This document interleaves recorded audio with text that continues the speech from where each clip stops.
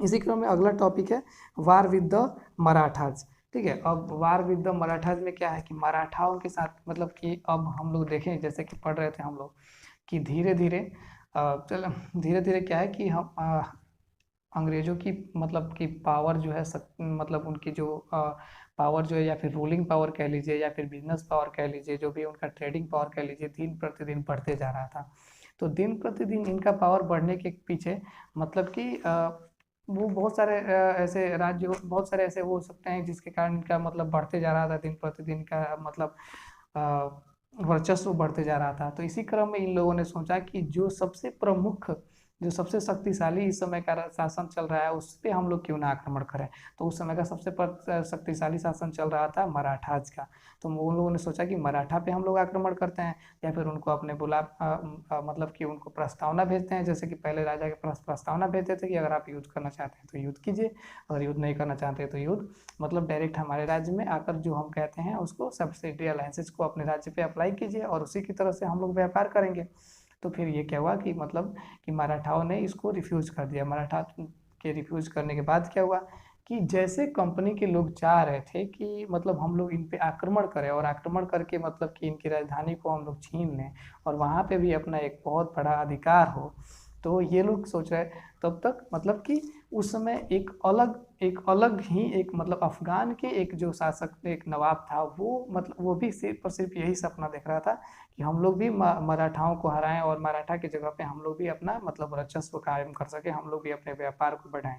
ठीक है, तो कैसे हम लोग देख रहे हैं कि एक समय पे मतलब कि दो तीन कंपनियां, दो तीन देश जो हैं वो मतलब कि व्यापार करने के रूप में अपने पावर को बढ़ाने के लिए मतलब दिन प्रतिदिन कार्य कर रहे हैं।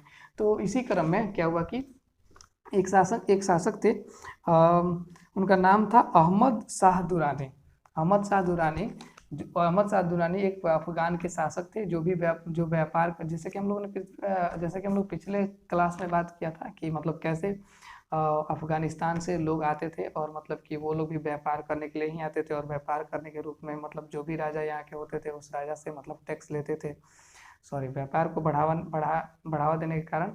और एक तरह से आते थे कि मतलब कि व्यापार भी बढ़ा सकें, और व्यापार अगर नहीं भी बढ़े तो यहाँ की मतलब जो भी संपत्ति हैं, जैसे मंदिरों में है, मंदिरों को लूट के ले जा सके, राज्यों को लूट करके ले जा सकें। ठीक है, तो अहमद शाह दुरानी का भी यही किस्सा था कि अहमद शाह दुरानी भी आए थे यहाँ पे अपने मतलब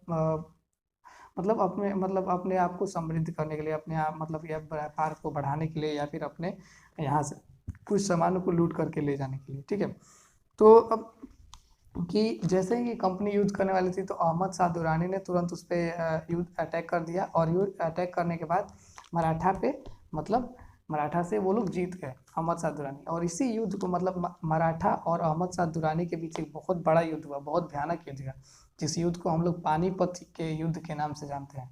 ठीक है, पानीपत के युद्ध मतलब कि ऐसे मतलब कि अहमद शाह दुरानी को भी जीतना बहुत मुश्किल था, क्योंकि मराठा के पास बहुत बड़ा शक्ति था, बहुत बड़ा ताकत था। तो इसको मतलब हराना एक तरह से मतलब मुश्किल हो रहा था। तो मुश्किल होने के साथ साथ क्या हुआ कि मतलब जो भी उस समय के राजा हुए, तो सभी लोग मराठा साम्राज्य में मिला करके उसके बाद अहमद शाह दुरानी पे अटैक करने वाले थे। लेकिन हम लोग को याद है कि हमारे राज्य में जो भी उस समय के राजा होते थे, तो वो उनके राज्य में काफ़ी पपेट्स होते थे। तो अहमद शाह दुरानी ने भी ये अंग्रेजों का एक टेक्निक अपनाया कि देखा कि इनके राज्य में कौन से पपेट्स हैं।